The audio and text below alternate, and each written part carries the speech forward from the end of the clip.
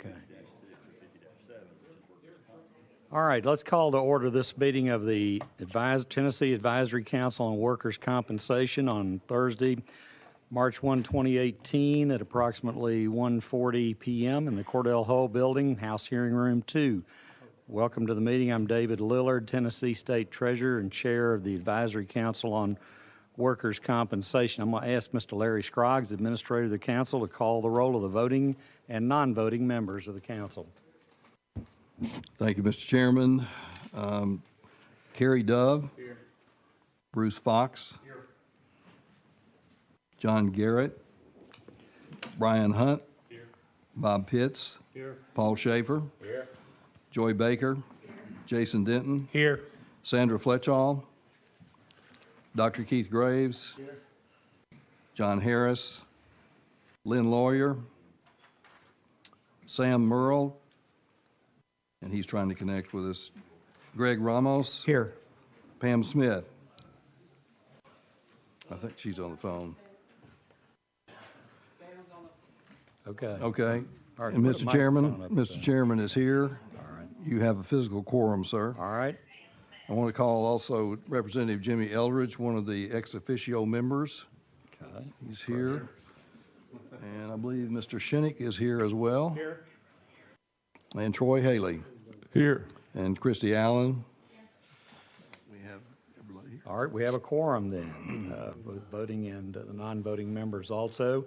The Chair also wishes to recognize Dr. Robert B. Snyder, Medical Director of the Bureau of Workers' Compensation, to call your attention to the members have at their desk a brochure on the Tennessee Bureau of Workers' Compensation Physician Education Program to be held March 24, 2018 at the Sheraton Music City Hotel. Dr. Snyder, thank you, Mr. Chairman. I would like to announce that the Bureau of Workers' Compensation is having their annual Physician and Attorney Conference. It'll be at the Music City Sheraton here in Nashville on March 24th. And I'm pleased to announce that we have been approved for 8.75 hours of both medical education continuing credits as well as 8.75 hours for continuing legal education credits. Thank you, sir. All right. So if you have any questions about that, be sure and see Dr. Snyder or Mr. Scroggs here, and they'll get you a copy of the brochure. And it sounds like a very worthy seminar to be dealt with there. All right, we've also got minutes to be approved here from a previous meeting of the council that are in the members' packets from Wednesday, October 11, 2017. That meeting, they're in your packet. Are there any comments, questions, or declarations with respect to the draft minutes? If not, is there a motion from voting members to approve? So moved. We have a motion. Mr. Fox, is there a second? Second. Second by Mr. Pitts. All right, we'll just do this by voice vote. All those voting members in favor signify by saying aye. Aye. Those opposed, no. The minutes are approved. All right, the next item, of course, is new business, was consideration of bills referred to the council by the appropriate committees of the Tennessee General Assembly. First bill on our calendar today is HB 1491, SB 1798 by Representative Reedy and Senator Ketron. Who is here to speak on this bill today? You have Representative Reedy here. I don't see him here. Or Senator Ketron.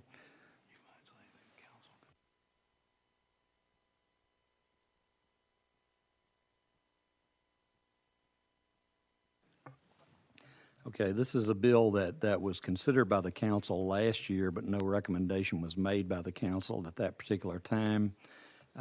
We'll roll this one to the heel of our calendar today, and at that point, deal with it to see if the sponsors show up here. The next item is HB 1714, SB 1615 by Representative Lynn and Senator Johnson. We've got a little summary up on the board there about this bill. Mr. Administrator, you want to have any further statements about this bill? Mr. Chairman, I think all this does is just removes that requirement as stated there. Will not require a claims office to be maintained or a contract with a claims adjuster. It amends that one section of the code. I think that the bill is very simple. If you see the bill in your packet, and the bills are in your packets in order of the summary order, so Okay. Neither of the sponsors being present, is there anyone else who cares to make a presentation on this bill today that's here? Or anyone who wishes to comment on the bill before we open the floor for members of the council to comment on it?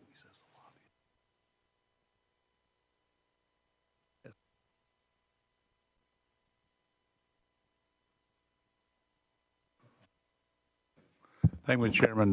We reviewed that bill pretty, as chairman of the committee, we reviewed these pretty extensively, and with our attorney for the committee, Troy Haley, Ms. Troy Haley, and we saw no issues with that bill. Pretty simple, just like Mr. Scroggs described. Okay. All right. Any further comments from members of the council?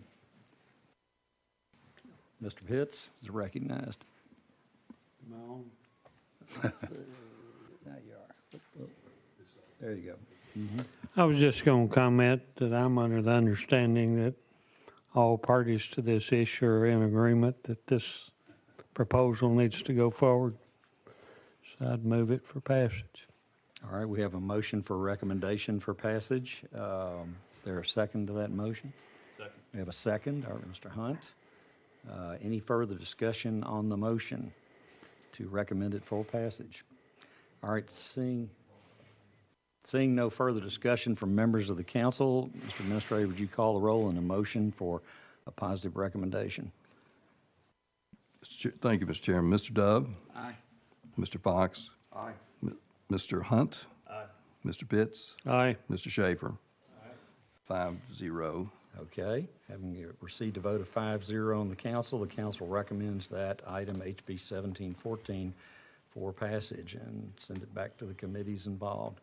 All right, the next item on our agenda is House Bill 2105, Senate Bill 2141 by Representative Halford and Senator Gresham. And I see Chairman Halford here. Good to see you today. Thank you, Mr. Chairman. Recognized. This is my first time to appear before the council, so I guess I'm looking forward to it. I'm a little bit apprehensive. I usually get to sit where you're sitting because my committee meets in here. I'll give you a little tip. If you look on the far left side of that little console there, you've got a button. You can cut off anybody's mic up here. So if Eldridge gets out of line out here, you can take care of it. And I'm a former chairman of a county commission in Shelby County where there's a lot of unruly people, so I'm used to that issue. So You've had a little I know how to experience with that, handle it. haven't you, Okay, sir? all right, okay.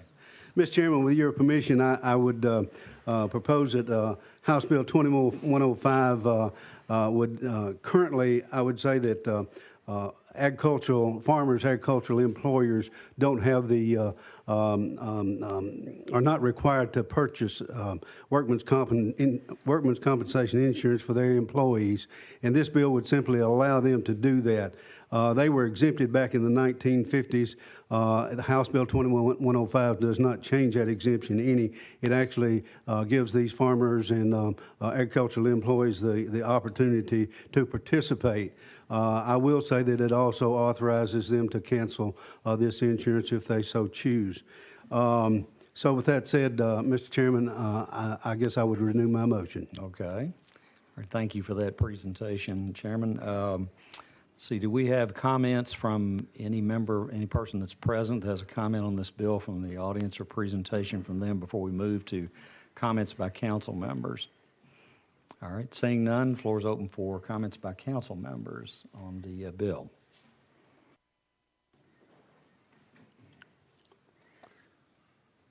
Mr. Chairman, I move it for passage. All right, that's a motion, I assume, for a favorable recommendation. Yes, sir. Okay, we have a motion for a favorable recommendation from Mr. Pitts. Is there a second for his motion? Second. All right, we have a second from several sources here. All right, is there any further discussion after the motion having been made? Seeing none, Mr. Administrator, will you take the roll on the motion for a favorable recommendation on that bill? Mr. Dove? Aye. Mr. Fox? Aye. Mr. Hunt? Aye. Mr. Pitts? Aye. Mr. Schaefer? 5-0, sir. All right, having received a vote of 5-0, the bill goes out with a favorable recommendation of the council. Chairman Halford, you've got a 1,000 batting average here for the council at this point. I'm You're doing good to real go. good. All right, thank you very much, sir. Chairman and members. All right.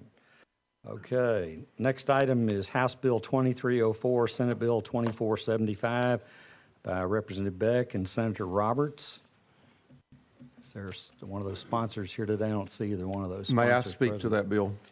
Yes, sir. You wish to present? Okay. Please, if Yes, I may. Mr. Fox is recognized on that item. This is an amendment that was discussed with the department, with representatives of injured workers as well as the chamber, and we have agreed to remove the sunset on the attorney's fee provision of the bill and to modify the language as set out in the amendment of Senate Bill 2475, and the amendment makes the bill. And what it does is it moves a comma and it adds some verbiage to clarify that attorney's fees can be awarded and include but are not limited to court reporter expense and expert witness fees for depositions incurred when the employer, and then the next paragraph defines the circumstances where they've wrongfully failed to initiate benefits. But we would move that it be passed with the amendment, and again, the amendment makes the bill. It will, the bill also removes the sunset provision by agreement with all the parties. That I think our experience has been that there's been 6 or 7 cases at most in the 2 years where it became Troy, am I stating that correctly? Where it became an issue that got before the court. That's about right. It's 10 or less probably.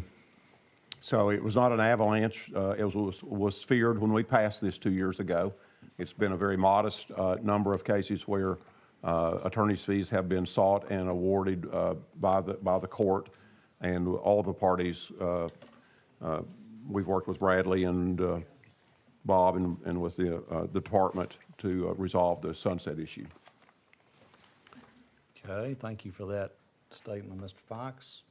Are there any other comments or observations, debate from members of the council in regard to this bill? After we vote on this part of it, I would like to readdress another section of this that's under current discussion.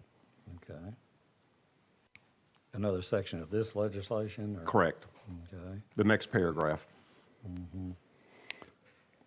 So are we only voting on the first paragraph? No, we're voting on both. But the next section, I should have said instead of the paragraph, that deals with the language that follows when the employer : and the language that follows that we're still in discussion zone. But that's not affected by this amendment. Okay. We're going to continue to discuss that next paragraph that's not set out here in the amendment. Okay, well, I guess the chair's question for clarity to you, Mr. Fox, is, I mean, should the council act on this bill when it's not complete at this point? Oh, it is complete. Okay. The bill is presented, the amendment that makes the bill is complete. There's another section that we're still discussing, perhaps amending also. Okay, any comments from members of the council? I got one. All right, Mr. Fox, Mr. Pitts I'd is like to know where the chamber is on this bill at the present time.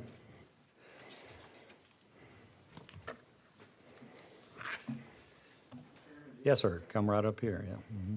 You can either stand at the lectern or sit at the desk, whichever one you wish.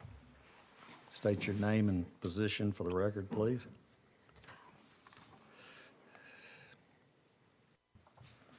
Thank you, Mr. Chairman. Bradley Jackson with the Tennessee Chamber of Commerce and Industry. Consistent with Mr. Fox's comments, the Chamber, we have worked with them on the amendment that is before the committee, and I believe the drafting code on that is 013698. That's the one I have. There are some other, in addition, some other issues that were brought up and seemingly as part of our lengthy conversations prior to the advisory council meeting, thought that maybe some of those had been included in them and possibly were not. But we do feel comfortable to continue some discussions around some of those issues around this 226 area of the code, because this area of the code is really a very sensitive area around workers' comp, and seemingly we've noticed that changing a comma makes a lot of difference in the code. So I think there's really one issue of between a comma and another word in the big B section of 226 that we've been discussing.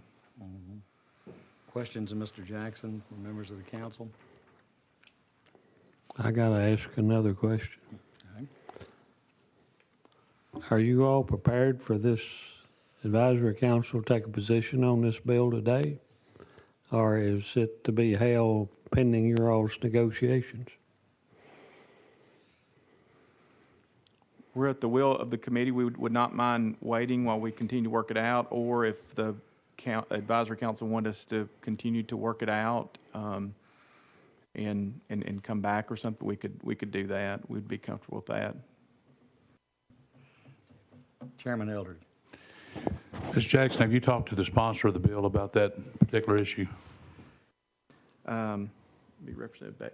We have not the sponsor. We have been talking to the parties, Mr. Fox, and Right. Yeah. Yes, sir. The concern I'd have is, the committees are beginning to announce closing dates, and things are, as you know, Ms. Jackson, on a fast track. So it really depends on how, if we don't take some kind of action, we might be in a position to not be able to pass this bill this year, which is all right, but, No, it wouldn't be all right because it negates the sunset provision. Right, I know it does. And that's what we've agreed upon. So, To withdraw the sunset, let the bill continue, the department is on board, and to move a comma that one of the court opinions had a problem with. Now, the second issue he wants to talk about later, we will address with the chamber. And it may not get resolved this session. But Right. this needs to be done. I agree with you. That's why I recommend that we take a vote on it today. Would Mr. Haley care to speak to? Obviously, the main concern that the Bureau has is the sunset, which is June 30, 2018, and that is coming up fairly soon. So our primary focus is on that, but we are certainly willing to work with the parties on the wrongfully and the comma issue going forward. All right, well, let the chair offer a few suggestions here in this matter. Number one is that, and I know y'all have had some conversations before the meeting, but I don't know whether there's a need to adjourn, for you to adjourn to the hall, you and Mr. Fox, Mr. Jackson, to have further conversations at this point, if it's felt something can be worked out today on this language here. On the other hand, if the bill is going forward with this language that's not present currently after the words employer : here, and I'm looking at drafting code 013698, then we could, I suppose, pass this bill out today with a recommendation insofar as this language is presented here, but with a specific notation that any words that come after employer subsequently have not been reviewed by the council at this point. That's one way to do it, specifically pointing out to the committees of the General Assembly that we didn't consider, if anything is inserted after that additional language. But, I agree with Chairman Eldridge, committees are beginning to kind of get in the short strokes of their work in the General Assembly right now. And, there's always a possibility of having a further meeting of this council. That's quite a possibility from my standpoint. I'm here every day pretty much. So it's up to whether we can get the members, together to have a meeting if you want to take that route. So those are the three different alternatives here. Mr. Chairman, let me ask you a slightly different question. Is this bill drafted in a format that a portion of this bill could be passed out while holding the part that hadn't been resolved, or removing it from the legislation at this point?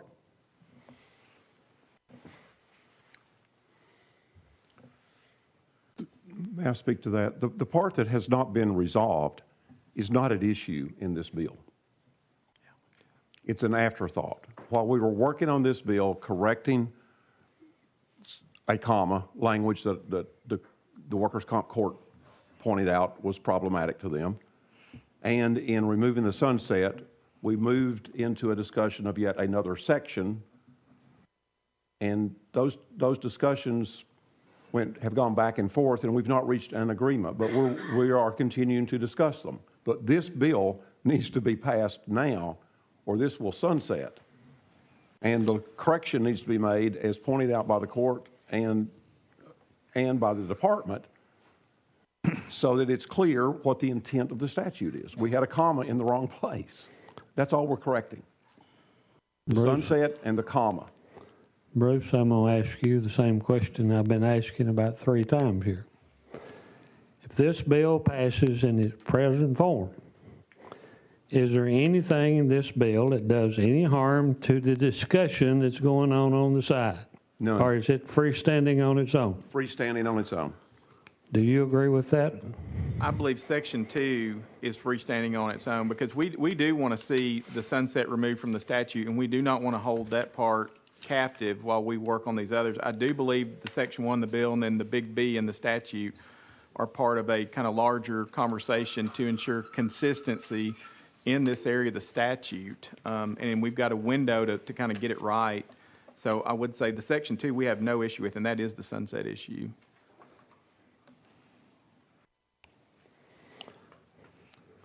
Mr. Chairman, could we ask them to retire to the hall and see if they can reach an accord on whether it's in or out? Well, why don't we do this? First, a couple of things here. One is what we'll do is we'll roll this to the heel here, and maybe the parties can go out and have a discussion about it, and perhaps we will take a recess. But before we do that, we've got Chairman Marsh here, who's the sponsor of one of the bills further down the calendar here. I want to take that up at this point. So let's move to HB 1978, Senate Bill 1967, by Chairman Marsh and Chairman Watson here. And Chairman Marsh, you're recognized for the presentation on that bill. Thank you, Mr. Chairman and Mr. Treasurer. Sort of like Chairman Hopper, this is my first time here also, and I'm proud to be here. Hope I'm batting 1,000 when I leave. This bill is a marketplace platform bill primarily for a company called Handy, but it also works with all the same type platform supported industries. We have worked on this bill. It's basically trying to make it plain what an independent contractor is. We have had extensive discussion with the Department of Labor and with Mr. Haley and his group at Work Comp Bureau, and we do have an up-to-date amendment that everybody's okay with as of this week. It's Amendment 13964, and it does take all of the Workers' Comp 10 items that it's very plain what an independent contractor is. So I think that we have it all worked out with the Work Comp part. We might have some more problems with the bill that we're going to have to deal with in Chairman Eldridge's committee, but I think this part everybody's okay with, if I'm correct. Okay. Yeah, thank you, Chairman Marsh. I appreciate it, and I appreciate you working with us on that. And we were able to get the 7 factors in 50-6-102 included in the bill as amended. So I appreciate your efforts. Thank you. They did a great job and were very, very professional in dealing with us. Okay. All right. Thank you, Chairman Marsh, for that presentation. Before we go to debate and discussion for members of the council, is anyone from the audience or anyone else present who has a presentation or a comment on this bill? All right. Record reflect there's no comments. We'll open it for members of the council. Mr. Pitts is recognized. Good. Mr. Chairman, I know for a fact a great deal of work has gone into this bill, and it's probably occupied more time of the parties that have been involved in this piece of legislation than any of the workers' comp legislation here this year. But it is my understanding that all the major players in this issue are in agreement and have reached an accord. As a result of that, I would move that this bill be reported out with the amendment with favorable recommendation. Okay. So that's the bill represented by the amendment code, drafting code 013964, I believe. Okay. Chairman Eldridge, you're recognized. Thank you, Mr. Chairman. Sponsor has worked very hard on this bill. We had a lot of hiccups with this bill, and this amendment, I believe, totally, there's a lot of amendments before this, so this totally takes all those amendments out and totally rewrites the bill, as I understand. Yes, sir. The amendment rewrites the bill. Is your Senate sponsor in full agreement? Because as you know, the Senate has already we have to come sometimes to clean up the Senate a little bit here. And the Senate had already passed this bill, and then we had to come back and kind of get it in a different order. And, Correct. We had to clean up their mess. well, That's what we're here for, right? That's right. So, but is your Senate sponsor all right with it, with this Yes, sir. amendment? Just want to make sure for the record. Okay, we have a motion for passage by the council with a favorable recommendation of Mr. Pitts. Is there a second to Mr. Pitts' motion? We have a second, all right, by Mr. Hunt. All right, debate and discussion on that motion. Is there any from council members at this point? All right, if not, Mr. Scroggs, as administrator, would you call the roll on the motion for a favorable recommendation? Mr. Dove? Aye. Mr. Fox? Aye. Mr. Hunt? Aye. Mr. Pitts? Aye. Mr. Schaefer? 5-0, sir. All right, having received a vote of 5-0, the bill goes out of the advisory council with a favorable recommendation for passage. Thank you, Chairman Marsh. Thank you, Chairman. Okay. At this point, we'll go back to our regular calendar here to finish that before we take up again after a recess the Beck-Roberts bill here. The next item on the regular calendar is House Bill 2333, Senate Bill 2544 by Representative Cooper and Senator Tate. Is there anyone here to make a presentation on this bill? I don't see either one of the sponsors here. Is there anyone else from the audience who wishes to comment on this bill or has a presentation on it? Okay, Chair will open the floor for discussion and debate on the bill by members of the council, voting and non-voting. Any discussion on House Bill 2333, Senate Bill 2544? Mr. Chairman, if nobody's going to say anything, I would move that this bill not receive a favorable recommendation from this advisory council. Okay, we have a motion from Mr. Pitts with a negative recommendation. Is there a second for Mr. Pitts' motion? Second. All right, we have a second by Mr. Dove, I believe was who that was. Yeah. Okay. Is there a debate and discussion on that motion?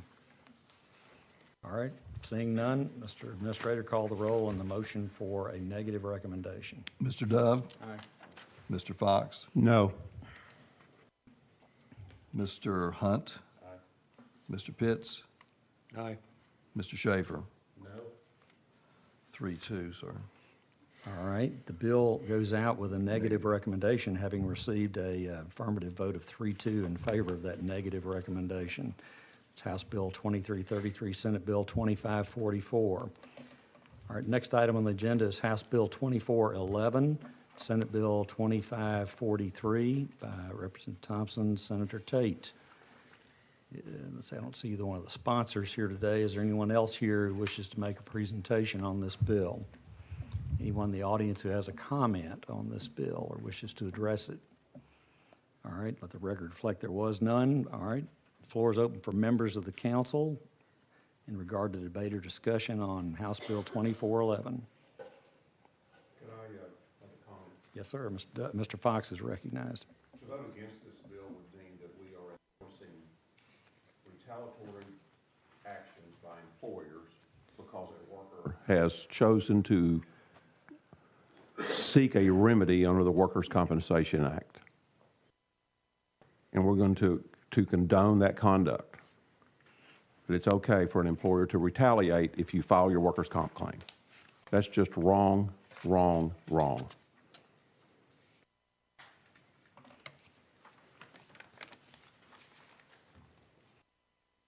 Okay, any further comments, debate, or discussion on the bill? Mr. Chairman, I got to believe there's somebody in this audience representing the business community to have something to say on this bill. All right, Dave, you want to come forward? Just state your name and your title or association for the record. You recognized. David Bromell, representing the American Insurance Association. Mr. Fox is no doubt aware of the case of Clinton versus Kane Sloan, an old Tennessee case that said retaliation was actionable. And in my opinion, we don't need a law on it because we've already got good case law that says an employer may not unlawfully, arbitrarily, and illegally discriminate against an employer employee who's seeking his remedies under the Workers' Comp Act. So I don't see the need, and I wish someone, the proponent of the bill, would say why Clanton versus King Sloan is not adequate. Okay, further discussion. Mr. Ramos is recognized. Thank you, Mr. Chairman. I've got a question because I'm well aware of the Kane Sloan case, which has been in existence for a long time in Tennessee. But as I read the statute, it also protects not only the claimant, but it says it also protects anyone who is about to testify in any proceeding under the workers' compensation laws. So it seems to me that this goes beyond Kane Sloan and adds an extra layer of protection, not only to an employee who files a workers' compensation claim for himself or herself, but also a witness that may be called who also may be an employee of that same company.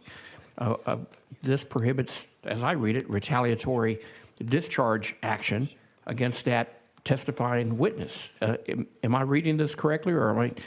That's what it says on its face. That's a difference with Kane Sloan, is it not, Mr. Bromell? Yeah, but in my opinion, if the employee is protected, a co-employee would have that protection as well. But I don't know if there's been case law on that or not. As far as I read the Kane Sloan case, and I was pretty familiar with it at one time. I've actually used it a couple times. It doesn't protect the testifying employee, someone who is not bringing a claim for himself or herself. May I comment? Mr. Fox is Mr. Romel, recognized. do you not agree that it would be good to protect employees from retaliation for exercising their statutory right under the Workers' Compensation Act? And if to sustain that, they needed a co-employee to testify, yes, he fell off the ladder and yes, he got hurt on the job, and protect them from retaliation also. Yeah, I think we already have adequate law to do that, but that'd be up to the legislature.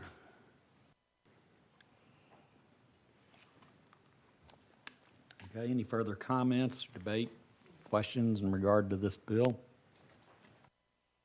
I would move that it be passed as presented. Okay. Meeting with a favorable recommendation? Correct. Mr. Fox, okay. All right, we're discussing House Bill 2411, Senate Bill 2543 by Representative Thompson, Senator Tate here. Mr. Fox has moved for passage by the council with a positive recommendation, a favorable recommendation. Is there a second for Mr. Fox's motion? Second. We have a second by Mr. Schaefer. All right, so is there any further debate, discussion, questions, et cetera, in regard to that bill or the motion? All right, seeing none from the members, Mr. Administrator, will you call the roll on the motion for a favorable recommendation? Mr. Dove? No. Mr. Fox? Aye. Mr. Hunt? No. Mr. Pitts? No. Mr. Schaefer? Aye. Fails 2-3. Okay. All right, the motion failed. At this point, the bill is still pending before the council, and in the past, we have interpreted the failure of a favorable motion to allow for a report out from this committee that it received a negative recommendation. However, we haven't done that in quite a while. So I wonder if we ought to go ahead and just expressly vote on this matter in regard to the recommendation of the council is making. Advice from members on that point? Mr. Chairman, I would move that be reported out with an unfavorable recommendation. Okay, there's a motion by Mr. Pitts. Is there a second? Aye. Or we have a second from Mr. Dove. All right, we're on the motion to report out with a negative recommendation. House Bill 2411, Senate Bill 2543. Mr. Administrator, would you call the roll on the motion for a negative recommendation? Mr. Dove? Aye. Mr. Fox? No.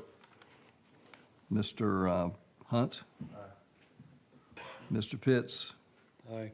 Mr. Schaefer? No. All right. 3-2. All right, the motion having been adopted, which was a motion for a negative recommendation, on a vote of 3-2, the bill goes out with a negative recommendation. All right, we've got the next bill, House Bill 1978, that we've already acted on. Then we'll go to the final one that's on our regular calendar today, House Bill 2392, Senate Bill 2088 by Representative Miller and Senator Kyle. Do we have a presentation on this bill from anyone? I don't see either one of the sponsors present. Or is there anyone in the audience who wishes to speak on this bill or comment on it? Let the record reflect there were none. All right, we'll go to the council itself for debate, comments, questions, et cetera, on House Bill 2392, Senate Bill 2088.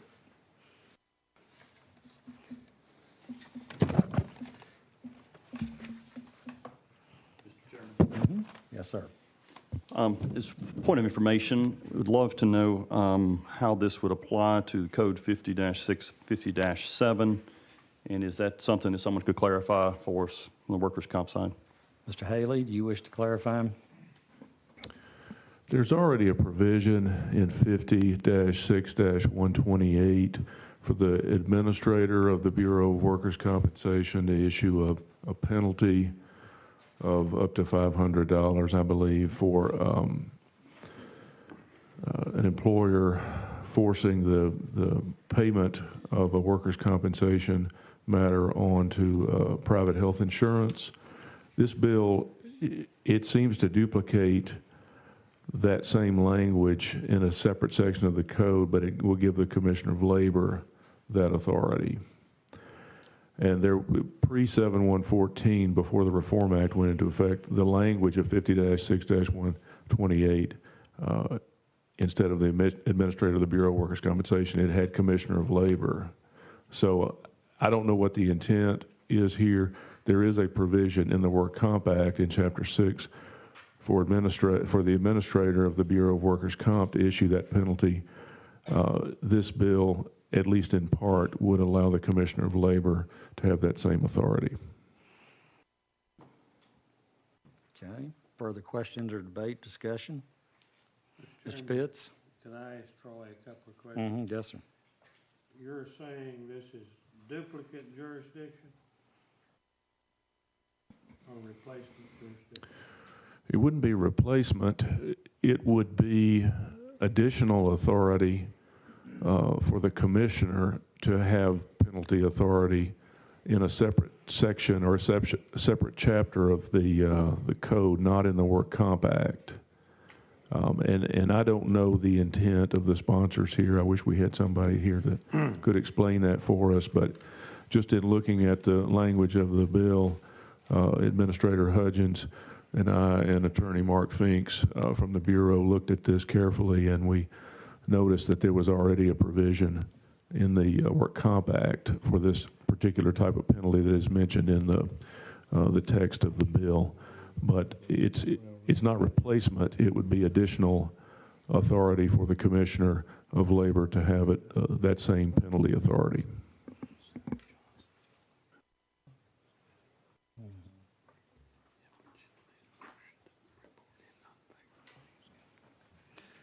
Okay. Let's do this. First, we also, in addition to this bill that we're considering here right now, we've got, of course, the pending matter of House Bill 2304, Senate Bill 2475, the Beck-Roberts bill. What I'd like to do at this point, if it's worthy of consent by members of the council, is to take a recess and allow Mr. Fox to consult on House Bill 2304, and other members can further consider this bill that we had on the floor here now, House Bill 2392. I don't believe we ever acted the firefighter bill. Okay, we'll look at it in just a I minute. just wanted you to be aware of that. All right.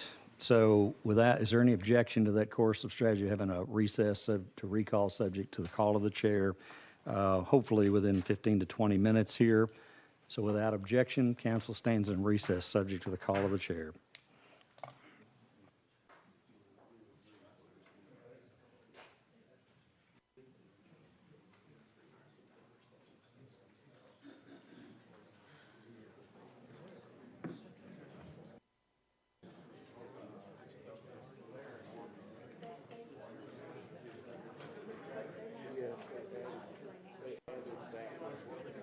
This was typed up.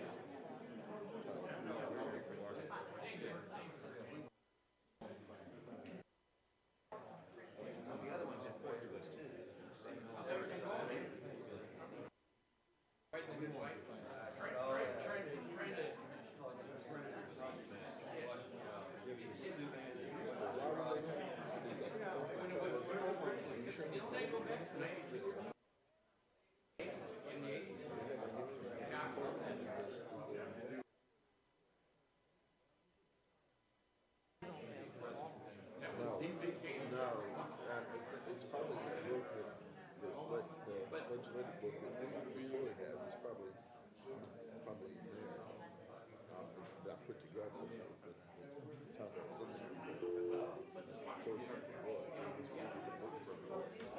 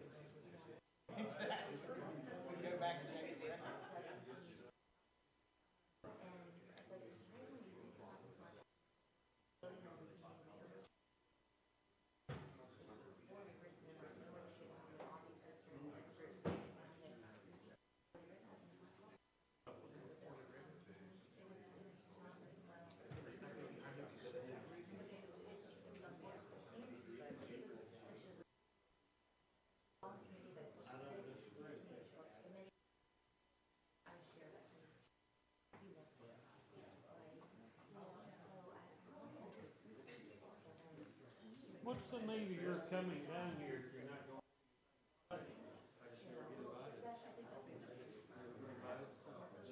Numerous presentations on the floor, say something.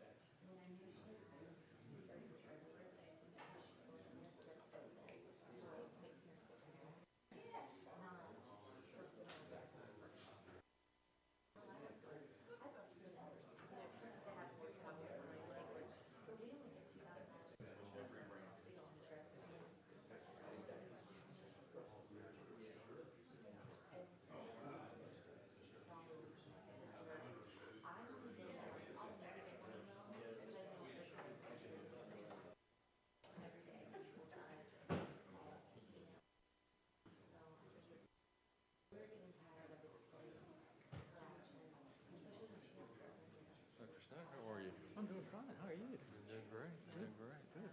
See you all around all the time. Seems like. Yes, that's right. Well, there's some of these things they try to bring you to just for moral support, I guess. No, it's the eye candy. You're the eye candy. That's why they bring you here. You got that all wrong. You're just here for great hair doesn't count. Great hair. How's that go? Just smile and don't say anything. Well, that's kind of where I'm just following. I learned that unless you're time, you're really just watching. You're not really involved. So I don't really have the time to be here. I'm a lobbyist. I'm an attorney for the company, so I just really just follow.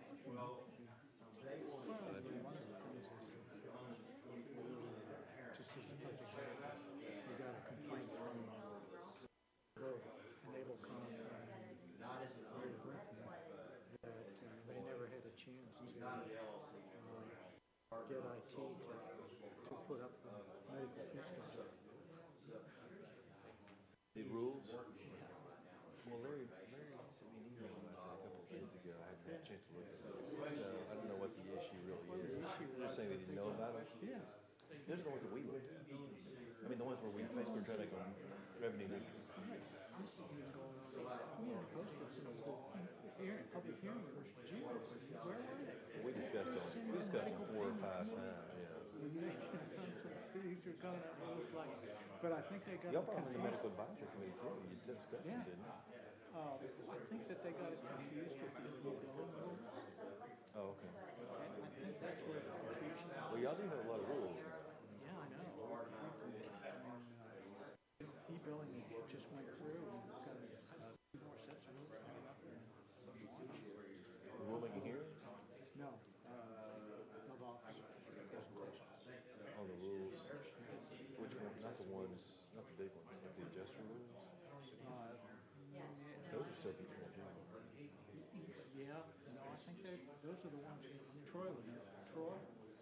Maybe adjuster certification. Let's go on the box.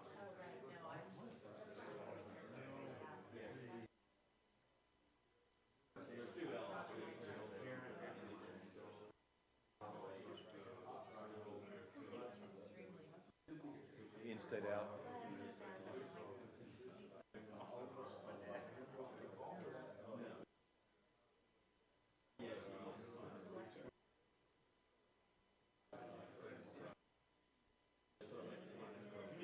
That's the only holdup, though, is inconsistency with the statute, they say.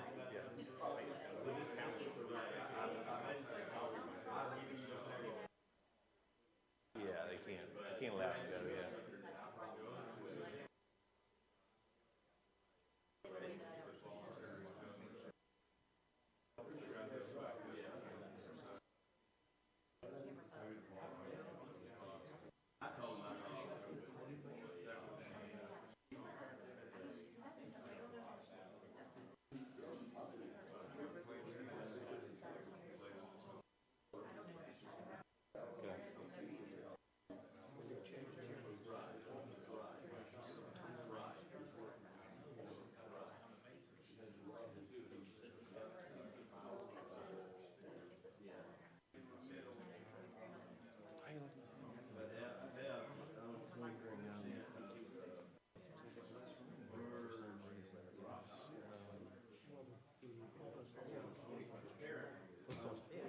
This one seems And they're not as high up as the old ones yet. House here.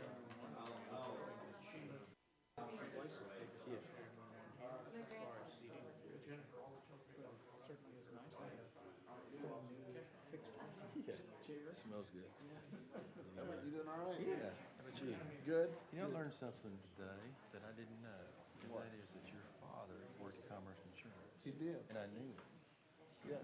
Because what years? He remembers you. He remembers you. Okay, well, I knew, yeah, I knew all the things, but I didn't know that y'all were related. Yeah, he's my father. I never put that together.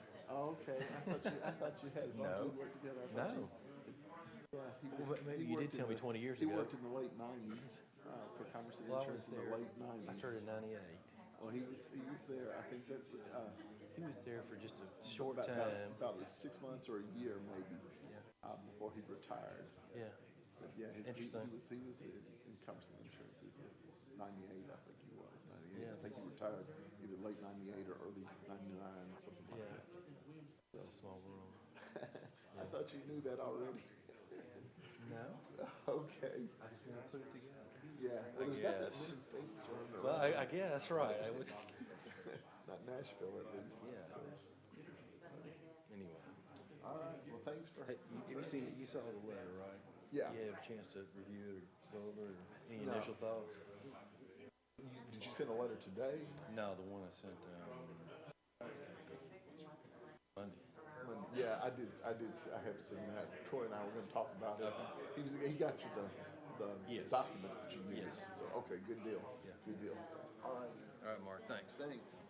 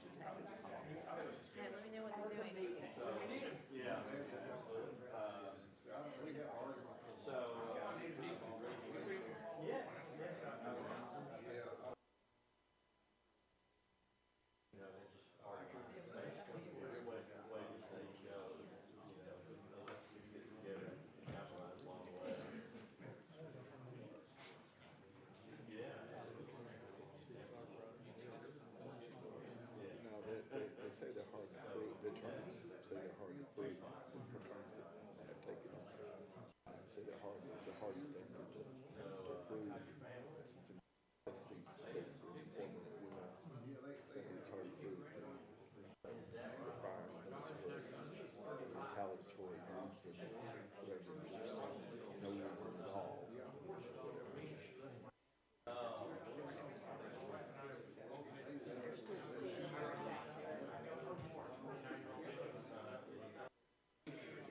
It's really cute. Why did I jump up and down?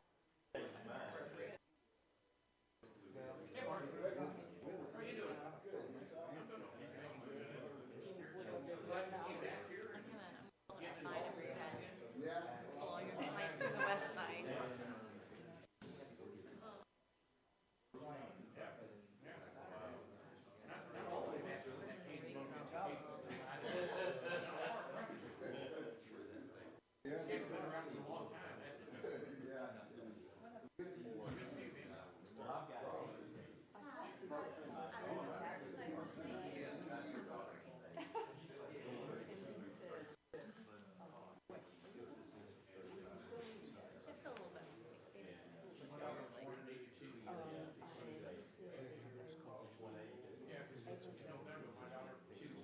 I heard April 18th, yeah. Yeah, I heard April 18th, like from somebody this week. But anyway, she's Yeah, that was the year before, yeah.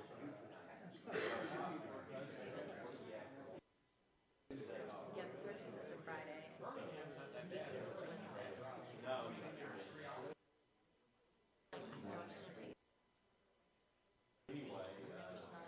I didn't realize when it was gonna be, and I booked it. So my bills needed to either get done now or get at the end of March.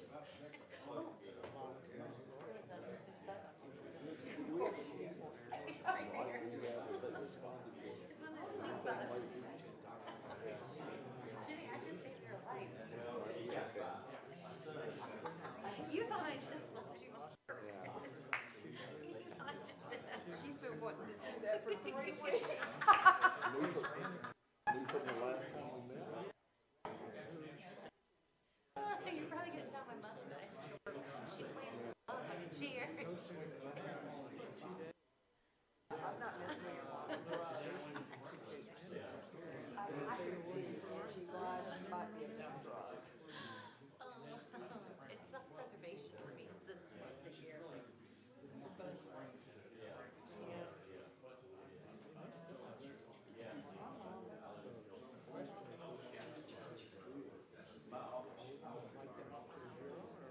She's still living on her own, or where did she live in a home?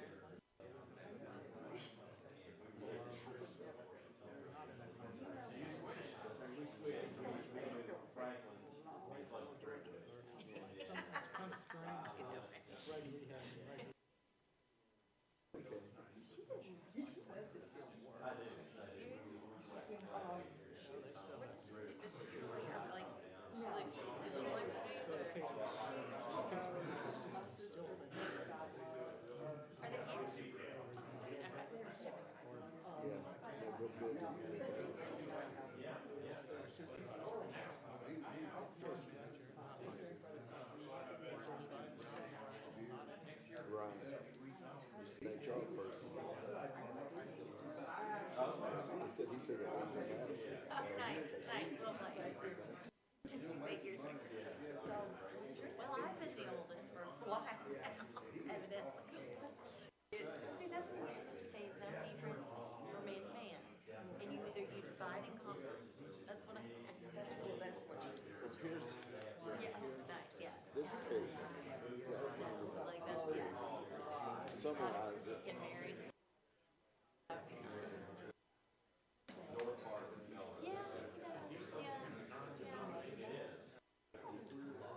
Yeah, no, he doesn't really talk to me about this. And honestly, for the past, like, shit's time, like, I mean, it's weird because a lot of people think that we see each other and talk to each other all the time, but no, like, I have to, like, on my newsletter for him to, like, prove it, I just have to edit out, like, the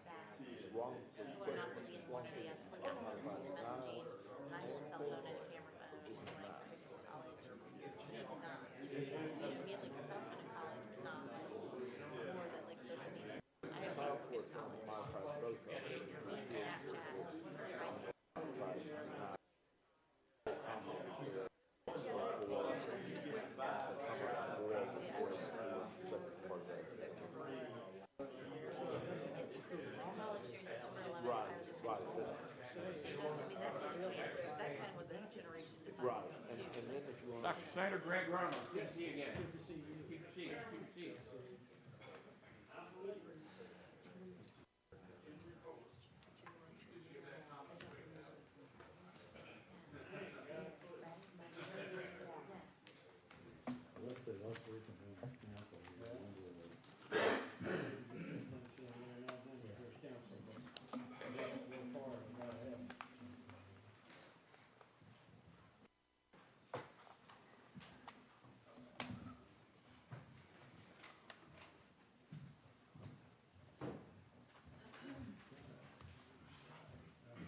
Is the deal still holding?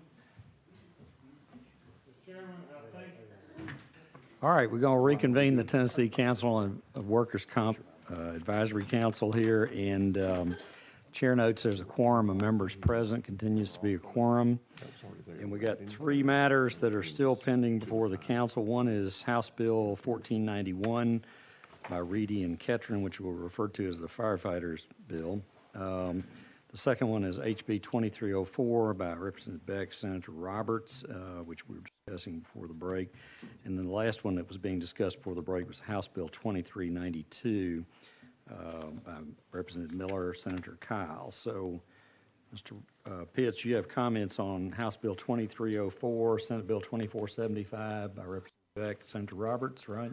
Yes, sir. I just wanted to report that it is my opinion that Mr. Fox and Bradley Jackson and all other parties have reached an accord, but it requires an amendment. Hadn't been time to put that together, but I think the two of them can explain it to everyone's satisfaction, if you would recognize them. All right, Mr. Fox, you're recognized. We have agreed under subsection B of House Bill 2304 and Senate Bill 2475 to insert the following language: wrongfully denies a claim, comma, or wrongfully fails to timely initiate any of the benefits to which the employee or dependent is entitled under this chapter, comma, including medical benefits under 50-6-204, temporary or permanent disability benefits under 50-6207, or death benefits under section 50-6210, if the workers' compensation judge makes a finding that such benefits were owed at an expedited hearing or compensation hearing. And this is added to the statute. For purposes of this subsection, wrongfully shall mean erroneous, incorrect, or otherwise inconsistent with the law or facts. Period. End of paragraph. And we have agreed upon a 2-year sunset to see how this works in the real world, and we will then come back and readdress it in 2 years. Okay. All right, comments, Mr. Ramos, did you have a comment? No, Okay. no. Okay. Comments? Mr. Jackson, you wish to be recognized? Are you okay? That's Yes, sir. the only question. Yes, sir. I'd just clarify the sunset date, July 1, 2020, 2 years, Correct. on the Section 2 modification. And then the bill also then removes the sunset that's currently going to expire in July 1 of 18. And sunsets at July 1 of 2020. Mr. Chairman, Yes, sir. I believe Mr. Haley is aware of this proposal, and last I heard, it was acceptable to Workers' Comp Division. We would sure like that sunset to be removed permanently, but if that's the will of the council for a 2-year sunset, we'll be fine with that. Everyone having heard the report that was filed, I would move this bill out with favorable recommendations with those amendments proposed and attached to the bill. Second. All right, so we have a motion and a second here. We got seeking recognition. Chairman Eldridge is Thank you. This amendment would totally rewrite the bill, correct? Well, it would. No. No? No. It would not. I think the part Mr. It Fox adds, read. it adds a comma, it adds the word wrongfully in one section of the bill, and then it adds a definition of wrongful. Okay. And the other question I have is the procedure. Who will get with who to have this drafted? Well, Lauren, help me out here. Troy? Well, Mr. Scroggs, the administrator, and Mr. Haley, and then Mr. Fox and Mr. Pitts will review the language and get that together and everything. And the reason I asked that question is our committee is on the final calendar. We're meeting next Wednesday. Thank you. I believe they can make that deadline. All right, okay. Mr. Ramos has a question. Mr. Ramos, do you have a question? Mr. Chairman, when that language is drafted, could I request that that be sent to members of the advisory council? Sure. So we can see it right away? Right, so we'll direct that that language be sent to all members of the council as soon as it's drafted. Okay, does anybody desire to have Mr. Fox go over this one more time for sake of clarity, further clarity? Since we're dealing with an oral amendment here. All right, everybody understand the amendment to the bill? All right, so we're voting on the motion by Mr. Pitts and second by Mr. Fox for a favorable recommendation for Senate Bill 2475 with it was drafting code 013698 with the oral amendment that's been proposed to the council. Seeing no further discussion or debate, I'll ask Mr. Administrator Scroggs to call the roll on the motion for a favorable recommendation on the bill as amended. Mr. Dove? Aye. Mr. Fox? Aye. Mr. Hunt? Aye. Mr. Pitts? Aye. Mr. Shaver? Aye. 5-0, sir. All right, having received a vote of 5-0, the bill goes out with a favorable recommendation with the oral amendment included, and that's House Bill 2304, Senate Bill 2475. All right, let's go back to the item that was at the bottom of our calendar, our regular calendar, which is House Bill 2392, Senate Bill 2088 by Representative Miller and Senator Kyle. We were discussing that bill briefly before the break. Appeared to the chair there was a lack of clarity about some aspects of that bill. Mr. Pitts is recognized. Mr. Chairman, I would make a motion that this bill be reported out with no recommendation from the advisory council and returned to the House Committee. Okay, are there comments that the council wishes to make with respect to this bill to include it in our transmission?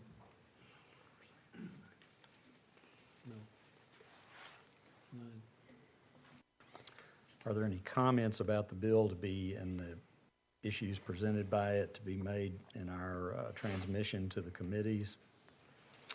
Mr. Chairman, I don't know how many of these remarks are appropriate to be contained in the minutes, but this is a fairly convoluted piece of legislation.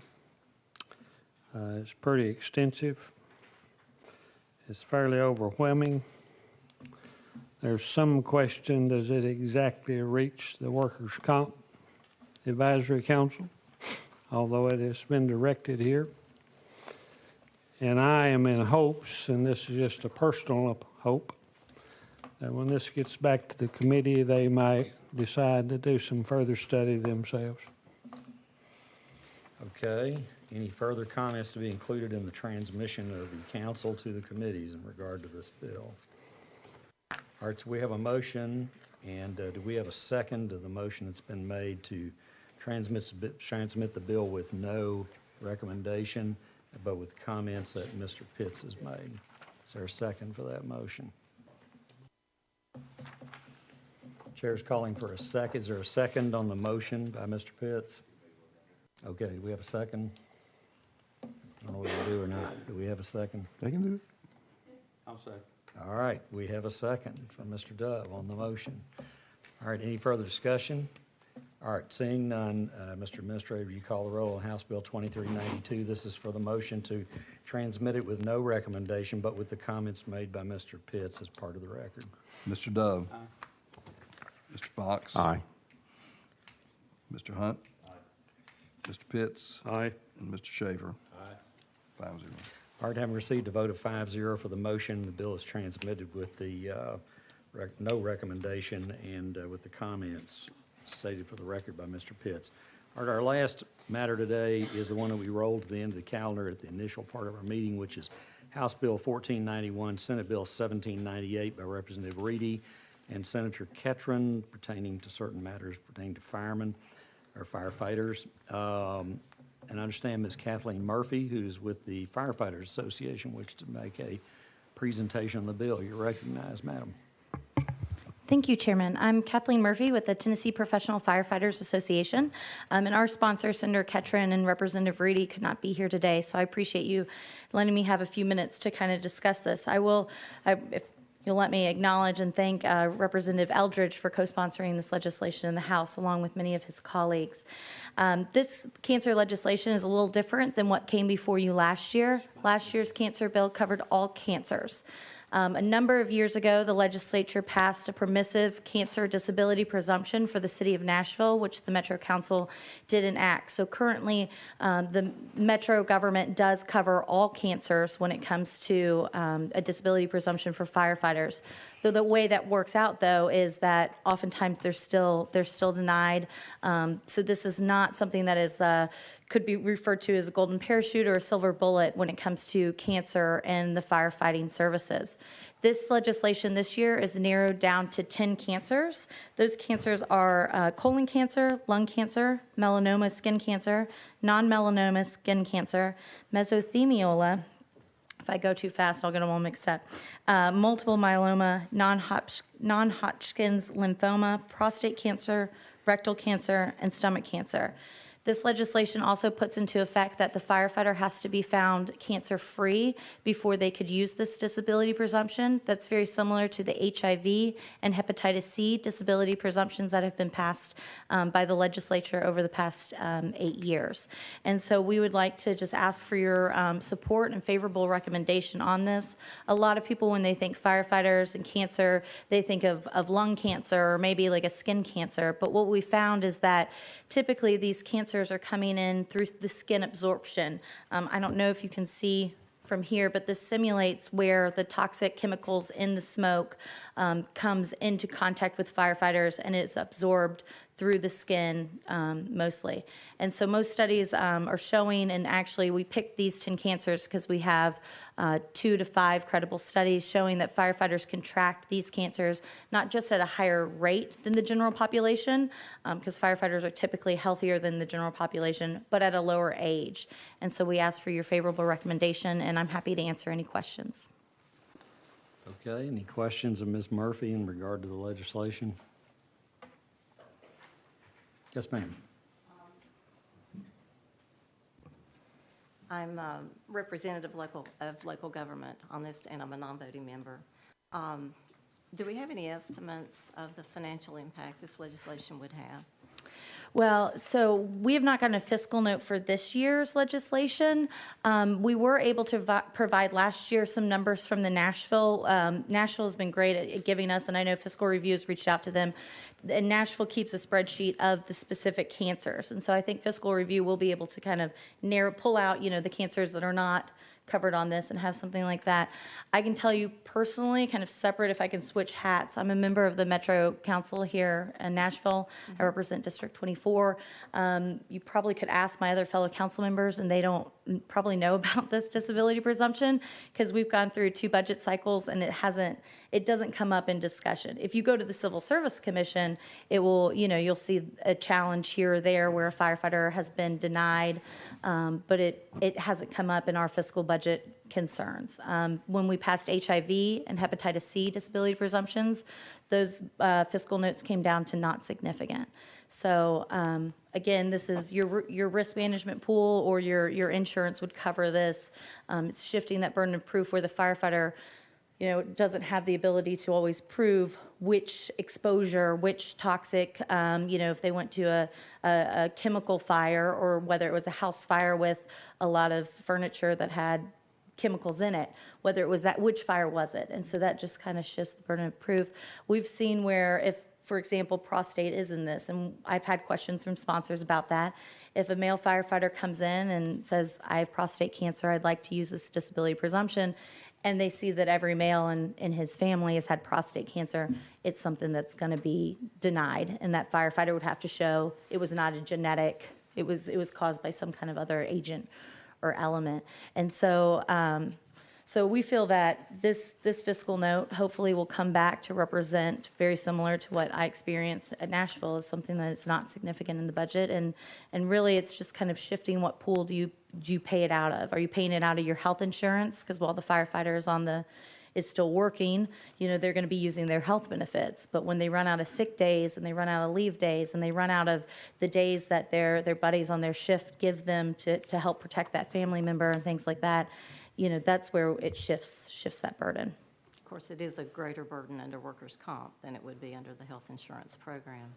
Right. And the burden of proof that we use in this one, I didn't bring the bill with me. I'm not sure if I have it on here.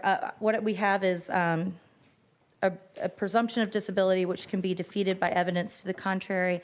And I'm forgetting what language we have, but this mimics the same language that we have for the hepatitis C and HIV. And I'm sure, because I know that we have a local in Johnson City, I could guess that y'all have not seen a run on HIV or hepatitis C claims since we've passed that legislation. And so I would imagine, well, you will have more claims for cancer. It's not going to be this overwhelming rush all of a sudden, especially because they do have to prove that they are cancer-free. And so we recommend our members, and local governments require, that they immediately go get tested and get that baseline, so it's fair for both of us. So it's fair for the employee and the employer to say, you were cancer-free and now you have cancer, or you had cancer before this presumption, so it doesn't apply to you. And we know that's the reality of the situation. A lot of our firefighters also work as volunteers or had careers with previous agencies. How do you allocate that, or is it just we get stuck with the entire? Well, I'd hate to look at it as getting stuck with that, because these are public safety officers. Absolutely. And I think a lot of children like to be firefighters when they grow up, right? But that is something that local governments have not necessarily brought to us. When we were talking about HIV or hepatitis C, I think that in smaller municipalities, we do see that firefighters do double up and do serve as volunteers and as professionals. And that's something that, if y'all want to discuss that further with us for other legislation to have. But that is, I think, something that the local government could easily bring up as a rebuttal to this presumption, is saying, you fought 14 years as a volunteer, you fought fires for 3 years as a professional. I think that's where we would have to rely on the courts probably to sort that out potentially, or your Civil Service Commission or benefit board. But I think that's a rebuttable presumption to this. I mean, let me rephrase that. I think that's a way that a local government could say, you fought more years as a volunteer, therefore the burden should not be on us, and that would be up to the risk pool and to a jury, I think. Okay. And we're self-insured, by the way. A lot of entities are. But, I think our local communities that have volunteer departments rely heavily upon the volunteers who are actually our paid staff, and we don't want to take away from that. Right. Okay. So this presumes all cancers. There's, This no- legislation is only 10 cancers. Excuse me. But all the cases within those categories would be presumed to be work-related. Right. So if it was any of the 10 cancers mentioned, presumed to be job-related. So that's a deviation from what the current law says about the 50% rule. You must be greater than 50% to be compensable. This would be doing away with that, correct? I'm not an attorney, and I would probably look at the attorneys on the committee to clarify that. All right. Would you repeat that question? Yes, the current law says that a condition must be greater than 50% attributable to the employee's work to be compensable. You're asking, Does this override it, Yeah, this would override that, apparently. Yes, ma'am. Okay. I guess that would also mean that the hepatitis C and the HIV disability presumption, and that's something that Chairman Eldridge can speak to, is when the latest workers' comp large reform went through 3-4 years ago. It's all running together after a while. We did testify that, as workers' comp has been reformed and things like that, firefighters are going to need to seek out more disability presumptions like this because our work is very different from your average employees type that goes through in a local government and things like that. So we've tried to get ahead of that to start those conversations as well. Please let me say that we, fire professionals are very highly valued by us. We appreciate the dedication and, they perform their work in the most difficult of environments and the most challenging situations, and we appreciate their dedication and their professionalism. Thank you. And I know that your firefighters went up to help in Pigeon Forge and things like that, and so it is, that's helpful across the board for everyone. Yes, it is. Thank you. Thank you. Thank you, Ms. Baker. Chair recognizes Mr. Hunt. Yes, I would echo for everyone sitting at the table, just the public service entity is certainly of greater good, and we need within our country and our state, as we know, and we thank you for that. This legislation, how does it compare to other states that have enacted similar legislation, and has it been paralleled or patterned based on another state, and could you provide a little background of that? Sure. And I knew when I got out of the car this morning, I should have brought my entire folder. There are a number of states. I don't want to give you a number off the top of my head. I know it is greater than 10. Most of other states that have passed this, and provinces in Canada, are broader legislation, that they are either all cancers, the way that Nashville is right now, or they have, like, they'll specifically say, like, brain cancer, which there are many different types of brain cancers that would fall under that presumption, where ours is more narrowly tailored because we wanted to pick cancers that we knew we had multiple credible studies tying it to the fire services, and wanted it also to be fiscally reasonable and responsible for both sides of this situation. Okay, so for clarification, any states that you could say this has been patterned to be more like, other than the cancers, the 10 cancers that we've limited to?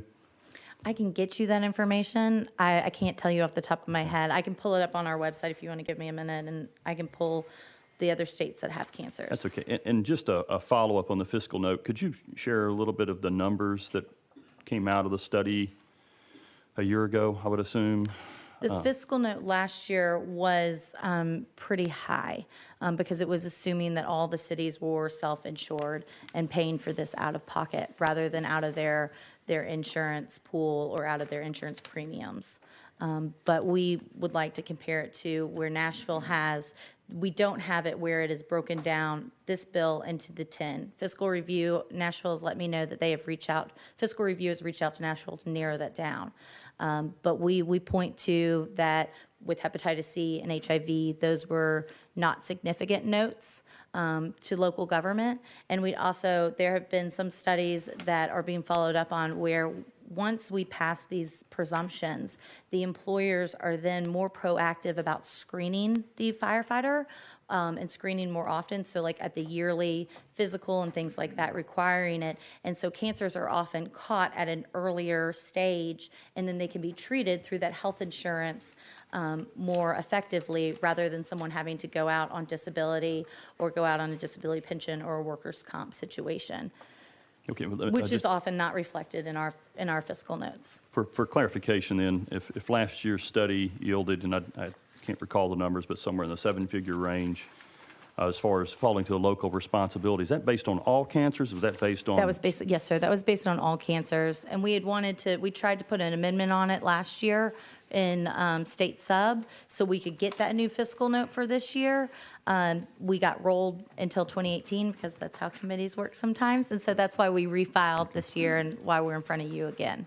And my final question, source of the studies that links these 10 cancers directly to firefighter duties, can you share the background of that? Sure. So the largest study that has been done, and I'll read this from our handout for you, is results from the National Institute for Occupational Safety and Health, known as NIOSH, multi-year study, 1950 to 2009, study of nearly 30,000 firefighters have been released. This is one of the most comprehensive studies ever done. It showed that firefighters on average have a higher risk of certain types of cancers compared to the general public. And it gives further directing which cancers and to the service and the risk. And so we've picked from that study and then gone and sought out additional studies. You'll notice that a lot of these cancers are not necessarily like female-related cancers. They seem to be male-heavy. It's a question I've got a lot of questions from our sponsors about, and that's because firefighters are typically male and women have not been in the fire services as long. And so that's why you see more instances of a colon cancer or prostate cancer, because again, going back to where our uniforms overlap, it's in the stomach and groin area. And so that is where these toxins are getting up under our uniforms, over our personal protection equipment, and absorbing into the skin. Okay, no further questions. Thank you. Okay, further questions? Yes, Ms. Baker. Yes, you recognize. You referred to the NIOSH study. I think phase 1 was completed and published in 2013 and phase 2 in 2016. And looking at the 2016 conclusions, I see that there is a section that they've addressed to firefighters, saying that, you know, this study says if you're a firefighter and have cancer, this study does not mean your service caused your cancer. It goes on to say it can't, you know, you can't determine whether an individual's specific cancer was service-related.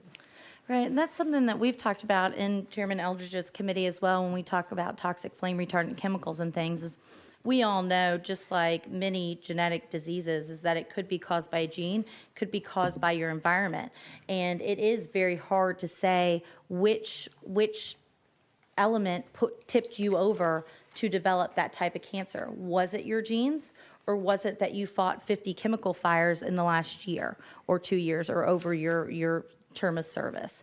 And so what we are simply asking for is that these studies clearly show that there is an increased risk for firefighters, again, at the higher risk and that lower age.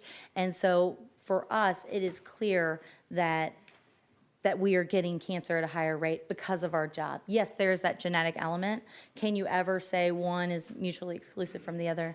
No, but I think that the studies and the statistics prove that overwhelmingly we are getting cancer because of our jobs, but we are allowing for that rebuttable presumption. So if it is clearly a genetic issue, and who knows, there's probably some testing out there that shows that I'm not aware of and is over my pay grade. But you know, that's where if you could prove that it's genetic, it's genetic. But I think that the body of evidence weighs heavy on that it's job related more often than not in the fire services. And I think Chairman Eldridge can tell you how our president in Jackson has 3 cancers. They're not covered in this legislation. One is blood cancer that they don't know how to cure it. They don't know where it comes from. And he also has PTSD, bless his heart. But he was up here last week, was going to be up here this week fighting for this legislation, because even though it's not going to help him, he knows it's going to help his other brothers and sisters in the firefighting service.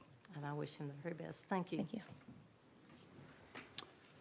Okay, one question the chair has is, do we have other rebuttable presumptions in the law currently that deal with areas like this in other professions, like, for instance, hypertension in police officers and things like that? Do we have that currently?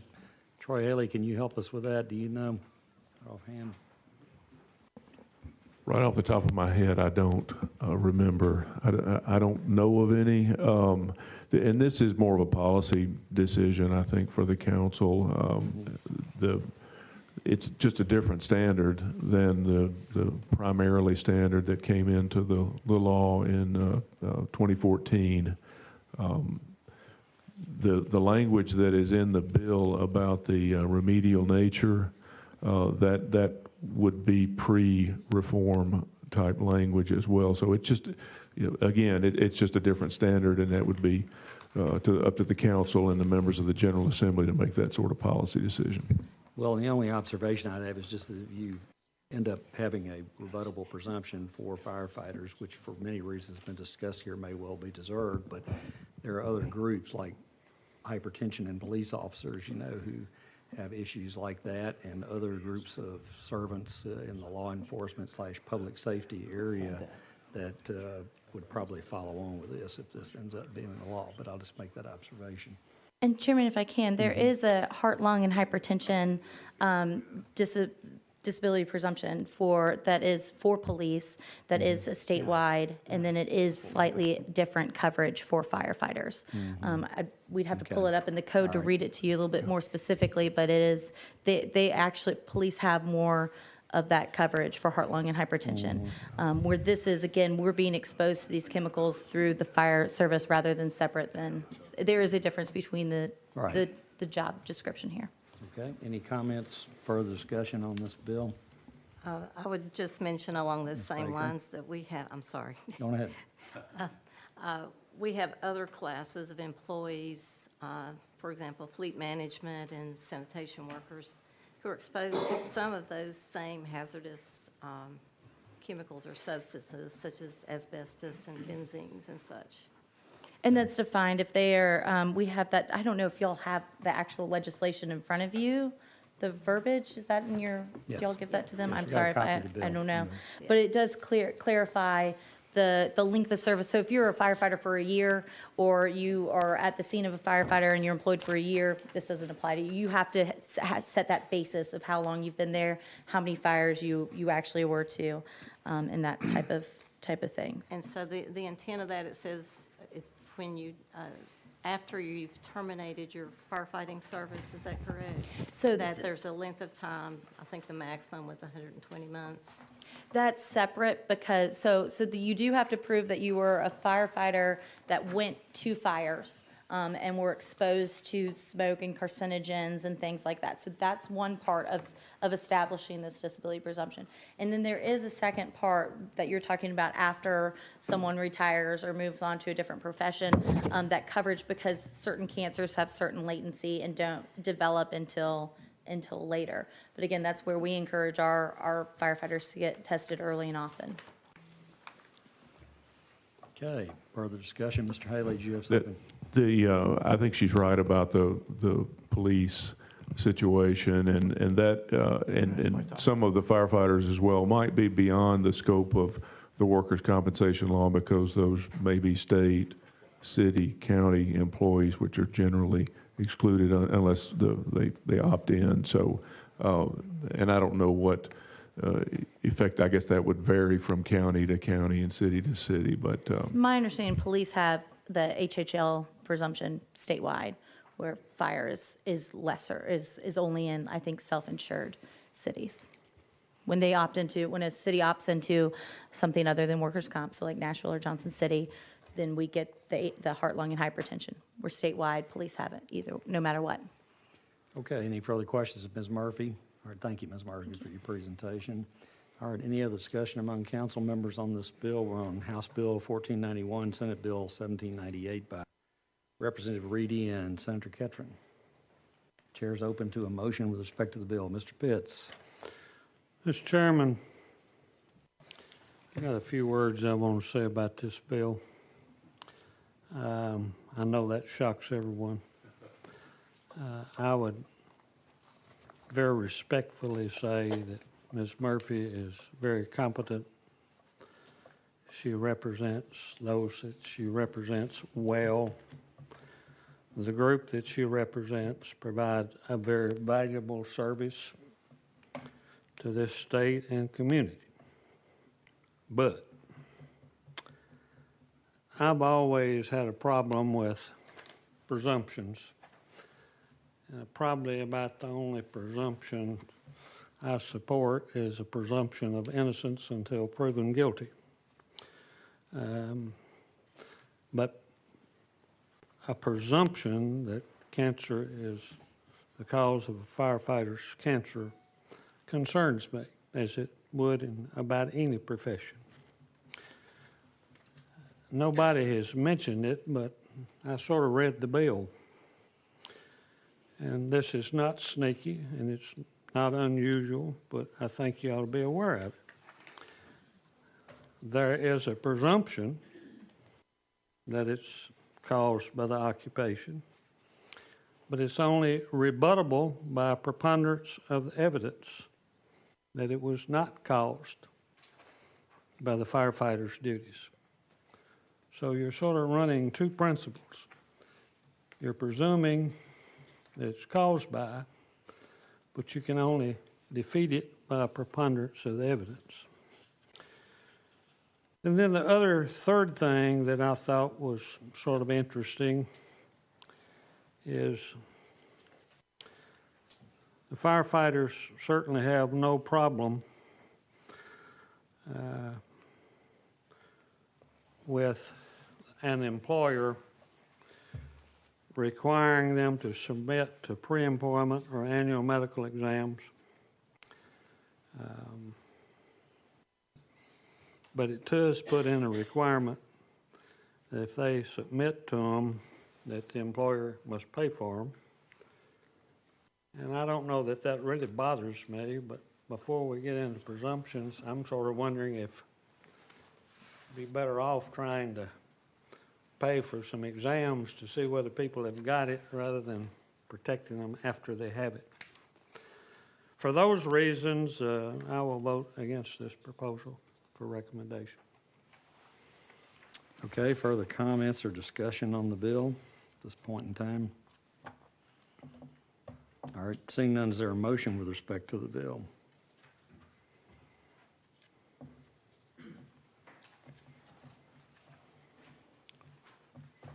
Mr. Chairman, I would move that the bill be voted out with a favorable recommendation.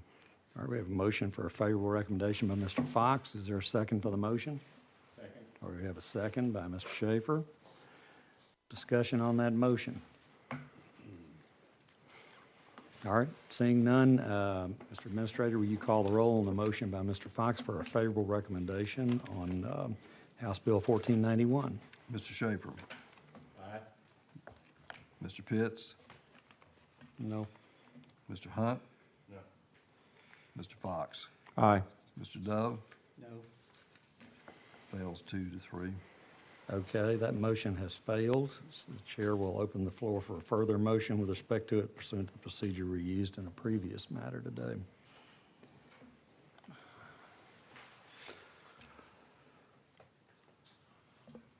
Mr. Chairman, no attack on this bill, but to be consistent with that policy previously done today, I would therefore move that this bill be reported out with an unfavorable recommendation. All right, we have a motion by Mr. Pitts for a negative recommendation. Is there a second?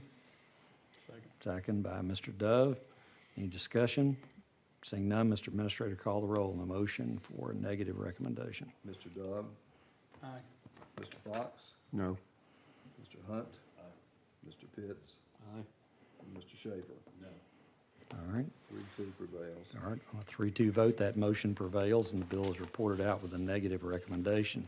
All right, I think that concludes our calendar here today. Is there any other business to come before the Tennessee Advisory Council on Workers' Compensation? All right, seeing none, without objection, if there's no objection, the chair will declare the council adjourned. Thank you very much for your service to the state and to the Advisory Council on Workers' Compensation. To your sunset.